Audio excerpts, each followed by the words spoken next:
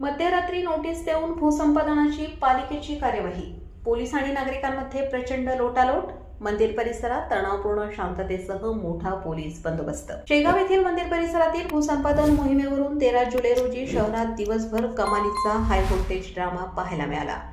मातंगवाडी परिसरातील 16 दुकानांची भूसंपादन मोहीम राबवण्यासाठी गेलेल्या नगर परिषद प्रशासनाला व्यापारी, महिला आणि त्यांच्या कुटुंबियांच्या अभूतपूर्व कायदेशीर संघर्षाचा तसेच जनआक्रोशाचा सामना करावा लागला.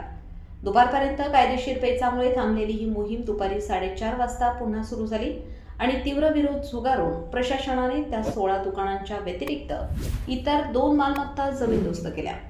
या संपूर्ण प्रकरणाची सुरुवात 12 जुलै 2026 रोजी रात्री उशिरा झाली. नगर परिषदेने मंदिर परिसरातील 16 दुकानदारांना रात्रीच्या अंधारात तातडीने दुकाने रिकामी करून पालिकेच्या ताब्यात येण्याची मध्यरात्री नोटीस बजावली होती. त्यानंतर 13 जुलै रोजी सकाळी 11 वाजता नगर परिषद मुख्याधिकारी यांच्यासह एसडीओ रामेश्वर पुरी, एसडीओ पाटील, ठाणेदार निमेश मेहत्रे आणि पोलिसांच्या मोठ्या फौजफाट्यासह भूसंपादन पथक घटनास्थळी दाखल झाले. यामुळे संपूर्ण परिसराला लष्करी छावणीचे स्वरूप आले होते. प्रशासकीय पथक दुकाने रिकामी करण्यासाठी पुढे सरसावताच घटनास्थळी प्रचंड कल्लोळ झाला. व्यापाऱ्यांच्या कुटुंबातील महिला, मुले आणि वृद्धांनी तीव्र आक्रोश करत प्रशासनाचा जोरदार निषेध केला. यावेळी परिस्थिती कमालीची चिघळली. पोलीस आणि संतप्त नागरिकांमध्ये जोरदार लोटालोट झाल्याचे पाहायला मिळाले.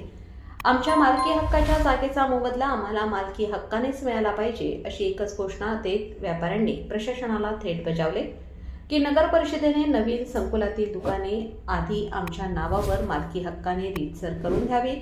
आम्ही एका मिनिटात जागा रिक्त करू.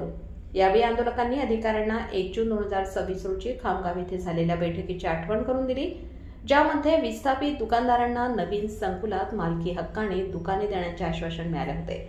मात्र आज 13 जुलै रोजी मुख्याधिकारी जयश्री काटकर यांनी मालकी हक्काने दुकाने देता येत नसल्याची भूमिका घेतली. या नकार घटनेनंतर व्यापाऱ्यांनी थेट सर्वोच्च न्यायालयाचा महत्त्वपूर्ण आदेश अधिकाऱ्यांसमोर सादर केला. हातातील सर्वोच्च न्यायालयाचा स्पष्ट आदेश, लोकांचा कल्लोळ आणि विस्थापितांचा तीव्र आक्रोश पाहता कायदा सुव्यवस्थेची परिस्थिती हाताबाहेर जाऊ नये म्हणून अधिकाऱ्यांनी नरमाईची भूमिका घेतली आणि सकाळी हा पोलीस ताफा माघारी घेतला. सकाळी मोहीम मागे घ्यावी लागल्यानंतर हा वाद मिटला असे वाटत असतानाच मुख्याधिकारी दुपारी 4:30 वाजेच्या सुमारास पुन्हा एकदा पोलिसांचा मोठा ताफा घेऊन कारवाईसाठी घटनास्थळी धडकल्या. प्रशासनाचा हा दुसरा मोर्चा पाहून दुकानदारांनी पुन्हा एकदा कारवाईस तीव्र विरोध केला. मात्र यावेळी प्रशासनाने दुकानदारांचा विरोध झुगारून लावत मातंगवाडी परिसरातील त्या 16 दुकानांच्या व्यतिरिक्त इतर 2 मालमत्ता नगर परिषद प्रशासनाकडून जमीनदोस्त केल्या. सायंकाळी 6 वाजेपर्यंत शेवटचे वृत्त लिहेपर्यंत घटनास्थळावरील तणाव कायम होता आणि तेथे बेसेथे परिस्थिती निर्माण झाली होती. कोणताही अनुचित प्रकार घडू नये आणि कायदा व सुव्यवस्था अबाधित राहावी यासाठी शेगाव मंदिराच्या पश्चिम व मुख्य गेटजवळ मोठा पोलीस ताफा तैनात करण्यात आला आहे. सनसनी न्यूज, शेगाव.